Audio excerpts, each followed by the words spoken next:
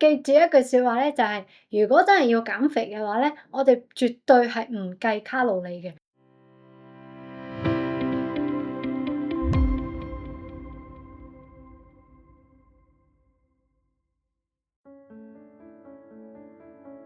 咁又嚟到咧，大家好想知道嘅一個問題啦，就係關於點樣可以減肥咧？點樣可以又唔使抑制你嘅食慾啦，又唔使捱餓啦，但係都可以瘦得到落嚟嘅咧？記住一句説話咧，就係如果真係要減肥嘅話咧，我哋絕對係唔計卡路里嘅，因為計呢啲卡路里嘅數字咧係冇意思嘅。我哋要計嘅話咧，係我哋嘅身體嘅代謝能力嘅。點解會同呢個嘅代謝能力有關係咧？就係我哋身體會有一個情況喺度嘅，咁就係咧，當我哋嘅身體嘅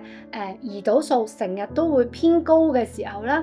咁我哋就會有機會咧係會不斷咁樣去儲存到呢啲嘅脂肪嘅。咁點解胰島素同呢個嘅脂肪會有關係咧？咁啊，首先我哋要講下胰島素喺咩情況之下會不斷咁樣分泌出嚟，就係當我哋食一啲高糖啦、高甜啦、精製嘅澱粉質啊、精製嘅甜